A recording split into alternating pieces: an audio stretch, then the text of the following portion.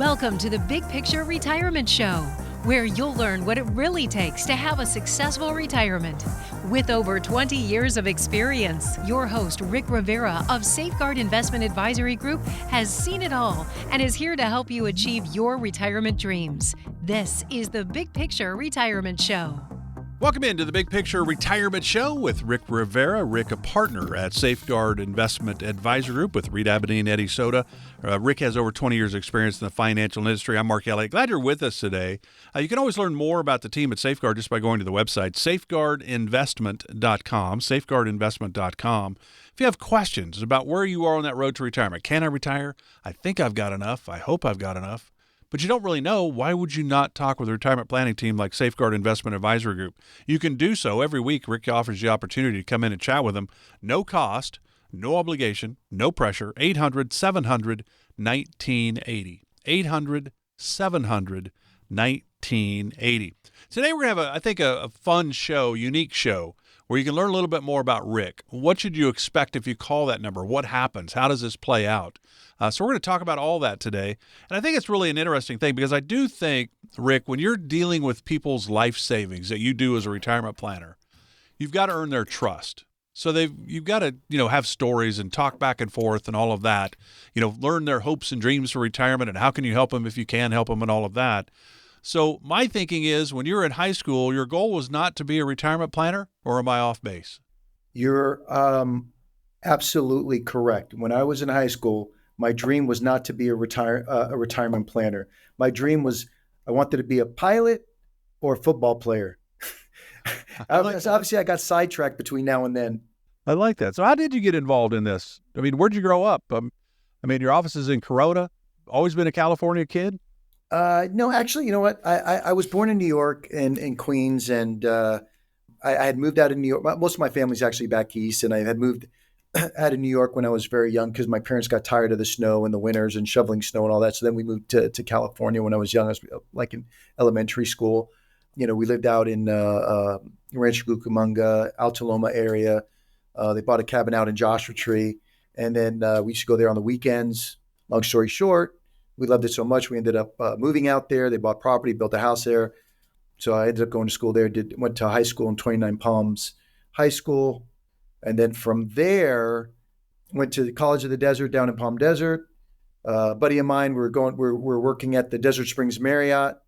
And then obviously working on a degree. I was just getting my degree in business and finance, that type of thing. So then how I chose that degree at the time, I don't even remember, but I just thought, that might be a good field to get into because I wasn't, an electrical engineer type of person or doctor or lawyer type of person. I just, again, I don't know if I picked that out of a hat or whatever, but anyway, we ended up transferring to Cal State Fullerton and living in Fullerton and ended up, going to University of Phoenix, doing work there. And anyway, long story short, that's how I ended up in Orange County.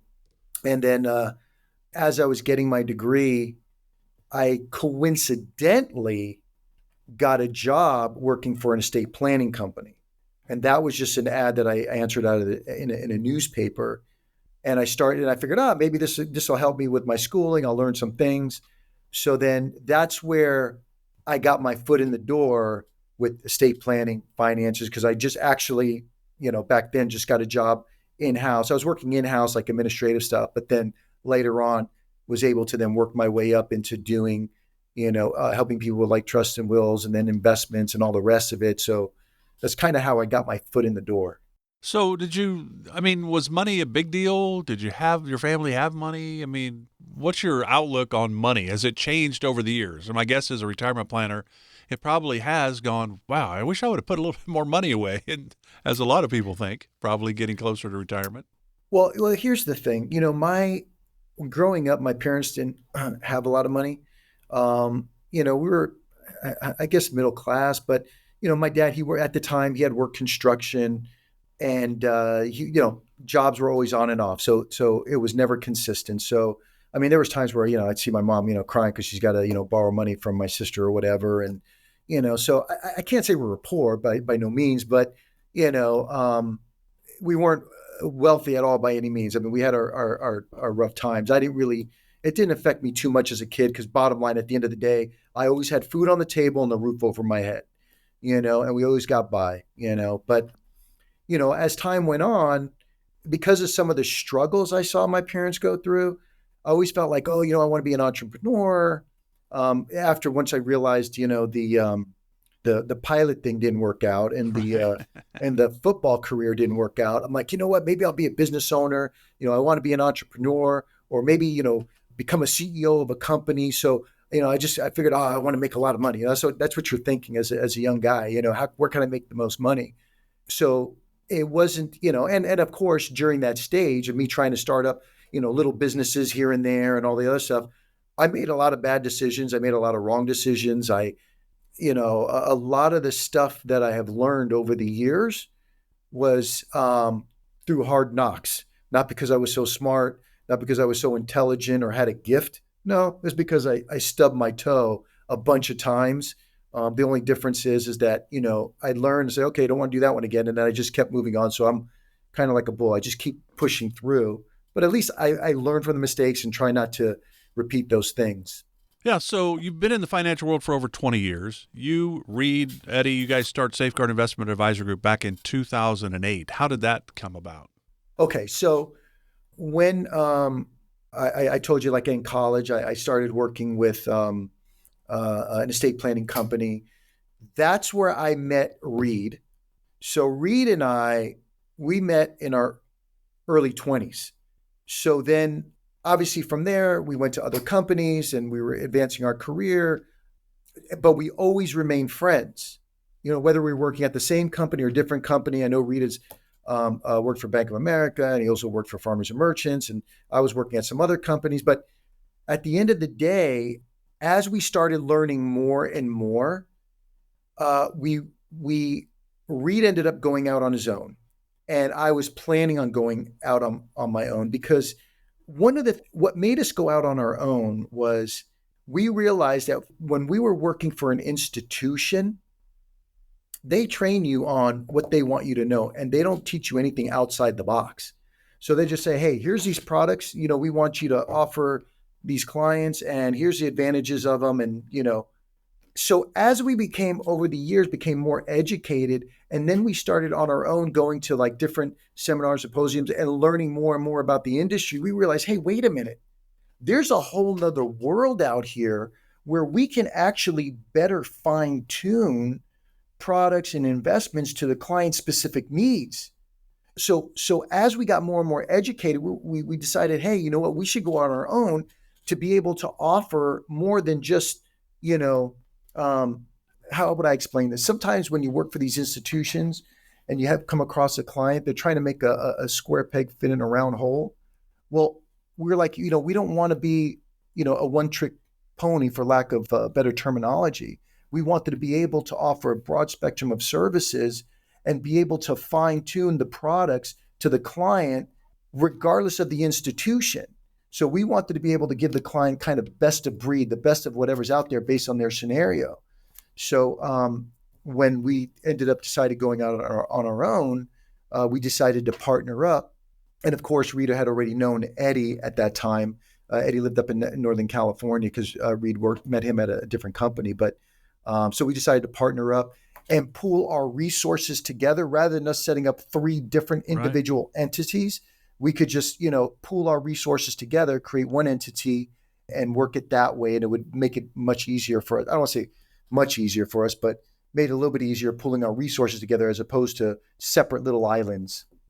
So that's why we chose a partner up. It makes sense. So final question in this segment, then we'll talk more about it in the next segment.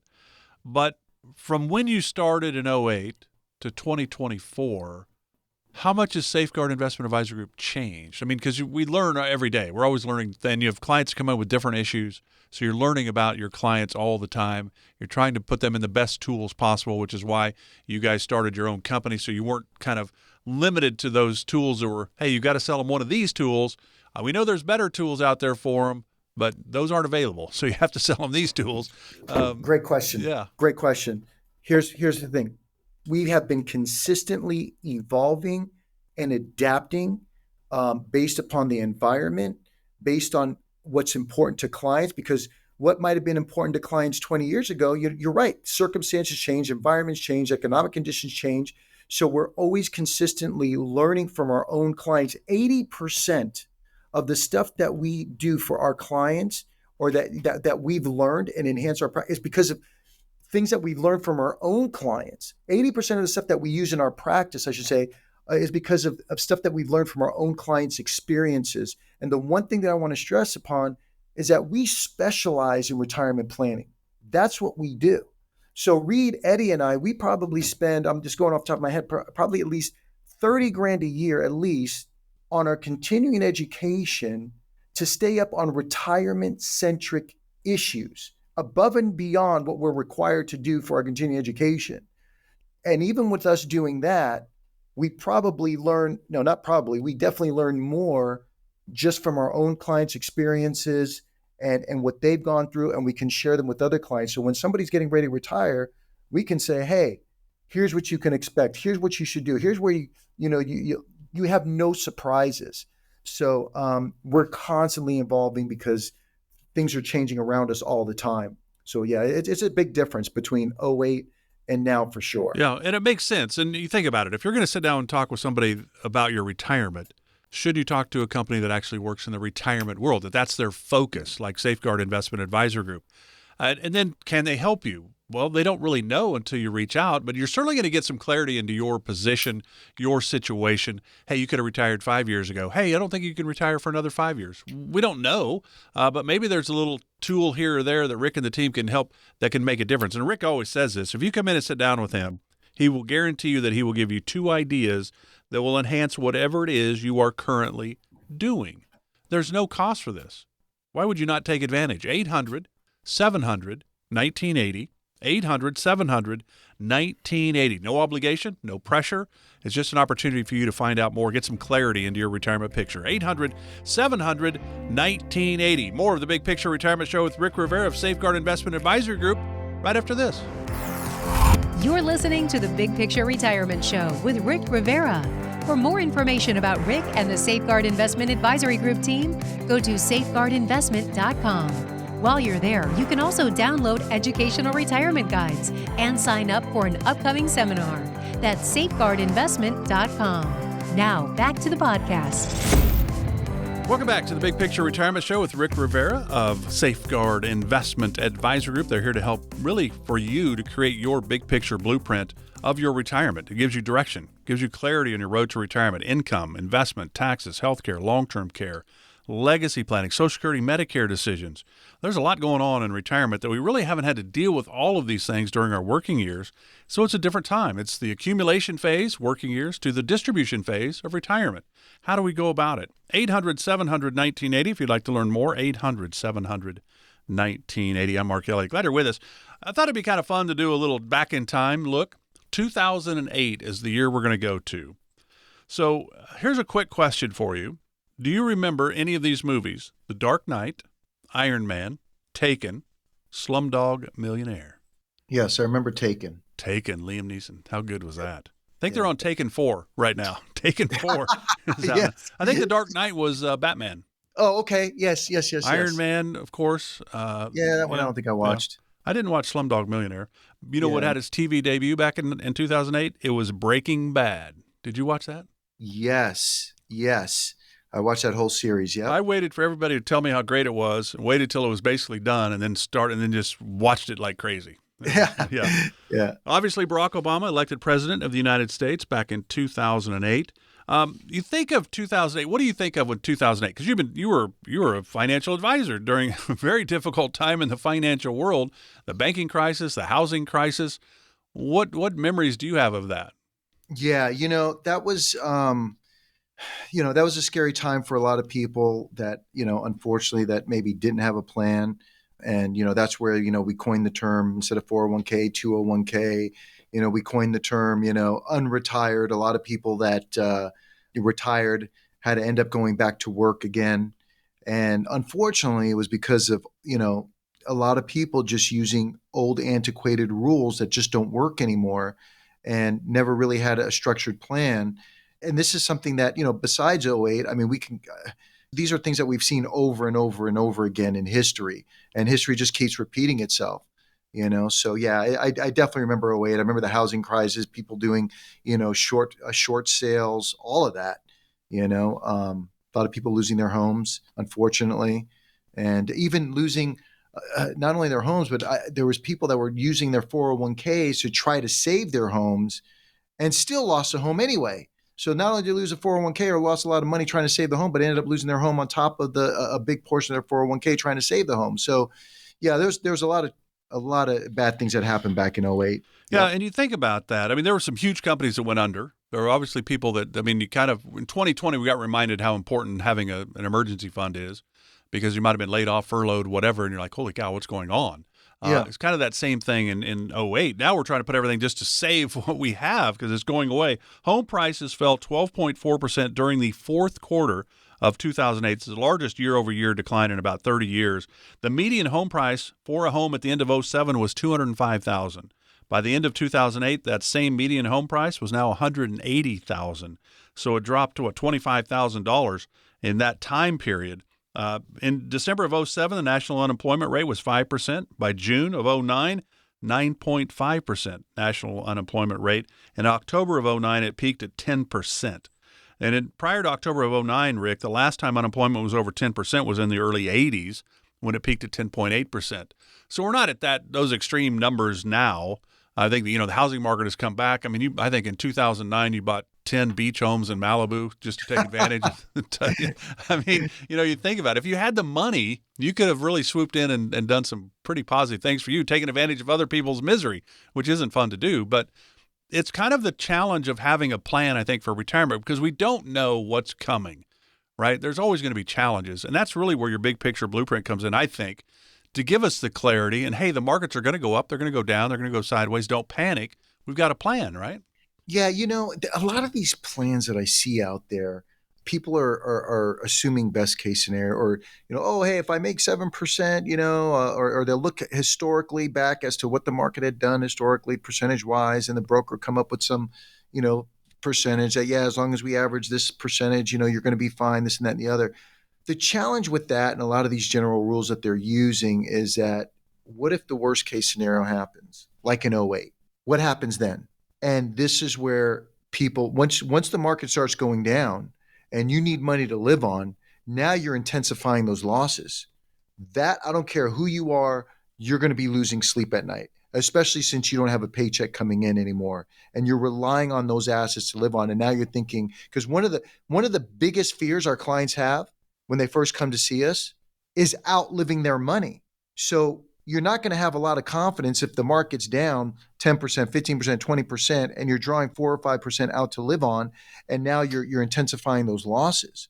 So what we have to do as planners is put the retiree in a position that if the worst case scenario happens, we know, hey, listen, you're going to be okay. As a matter of fact, if the worst case scenario happens, here's how we're actually going to leverage it in your favor. So now for our clients, when we have ups and downs, which we know they're going to happen, and market is down or whatever's happening in the economy, now they're looking at down markets as, oh, this is an opportunity for me. I know how to. I have a game plan on how we're going to leverage this in our favor. And I'm not worried about my income because that's secure. I'm not worried about having, emergency money or whatever because that's secure. I have money on the side for emergencies and things of that nature. So it's having a game plan. It's having a strategy for the worst case scenario. If it occurs, you're going to be okay. If the market continues to run and, make 7, 8, 9, 10% each year, we don't need to worry about that. We know you're going to be okay under that situation. So it's really having a game plan that addresses multiple factors and planning for that worst case scenario. So that way, you're right. Let's say there is an '08, market conditions are down. People, can swoop in and take advantage of, buying homes at cheaper rates, buying stocks at cheaper rates. Now they're getting blue light specials and clearance sales because they don't need this particular bucket of money to live on. So, I don't want to get in too much into the weeds, but really this is where, we sit down with individuals, retirees, and make sure they have a game plan, but more importantly, they understand it. So if something happens, they're like, oh, wow, I see this as actually opportunity, not as a negative. I see it as a positive. Yeah, you go back to, as you said, in 2008, it was the 401ks became 201ks. Well, nationally, 401k and IRAs lost about $2.4 trillion in the last half of '08. The average loss for workers who'd worked for 20 years was about 25%. That's a pretty good hit if you're heading into retirement at that time. So you just talked about it. We want to hope for the best, but plan for the worst. How do you talk to people, Rick, about planning for the worst, but hoping for the best when it comes to their retirement? Well, what it is like what I was saying earlier, is having a strategy. So what we do is we sit down with them and we figure out, okay, based upon their needs, what are they going to need on a monthly basis in order to be comfortable, maintain their standard of living? What are they going to need on a monthly basis for them to travel and do all the things that they want to do? So what we do is we structure a plan, kind of like I'll call it their ideal portfolio. We structure a plan so that way the income under whatever market conditions occur, they know this income is now set, it's guaranteed. It's almost like creating almost like their, for lack of better terminology, almost like their own private pension. So no matter what, they know this check is going to come in. Then what we need to do is make sure that they also have a bucket of money that is designed to keep up with inflation, get a fair rate of return, and we leverage that. So we're not saying we run away from all risk. We're not saying that at all. We're just saying that we take measured risk that's fair for your particular situation, allows you to keep up with inflation. And then we also make sure there's another bucket of money that's there for emergencies. So that way, let's just say, for example, the market is down on one side, we can leverage Roth conversions. We can make sure we're buying more equities at cheaper prices. We're having interest and dividends being reinvested, buying you more shares at cheaper prices, because we don't need that money to live on. We have a different bucket that's creating that income. And if there's an emergency and you need 20 grand to fix the roof of your house, we don't have to go to the market money while it's down. We're leveraging that, and we don't want to take it from the income bucket because we don't want to reduce our income. So we have another bucket that's designed for emergencies. So now what we're doing is we're hedging one, we'll call it one bucket off the other, or one asset off the other. So it's really having a strategic approach designed that whatever the economy throws at us, we're like, okay, we have this game plan. Oh, it's going this direction? Great. We have this other game plan. Oh, something happened over here, a new administration, a new this, a new that. Oh, great, no worries. We have this other game plan here set up for you. So it's designed around you, though, specifically. So what I would say is this, if I can make it real simple, if you have questions about any of these things, or you want something, answers question about your specific situation, give us a call directly, 800-700-1980. You can even ask for me directly, Rick Rivera. If you give me 45 minutes of your time, I can guarantee I'll give you at least 2 ideas that will enhance whatever it is that you're currently doing. The number is 800-700-1980. Again, that number is 800-700-1980. Firm offers insurance services. Safeguard Investment Advisory Group, LLC is a registered investment advisory firm. Investing involves risk, including the potential loss of principal. Any references to protection, safety, or lifetime income generally refer to fixed insurance products, never securities or investments. Insurance guarantees are backed by the financial strength and claims-paying abilities of the issuing carrier. This radio show is intended for informational purposes only. It is not intended to be used as the sole basis for financial decisions, nor should it be construed as advice designed to meet the particular needs of an individual's situation. Safeguard Investment Advisory Group, LLC is not permitted to offer, and no statement made during this show shall constitute tax or legal advice. Our firm is not affiliated with or endorsed by the U.S. government or any governmental agency. The information and opinions contained herein provided by third parties have been obtained from sources believed to be reliable, but accuracy and completeness cannot be guaranteed by Safeguard Investment Advisory Group, LLC.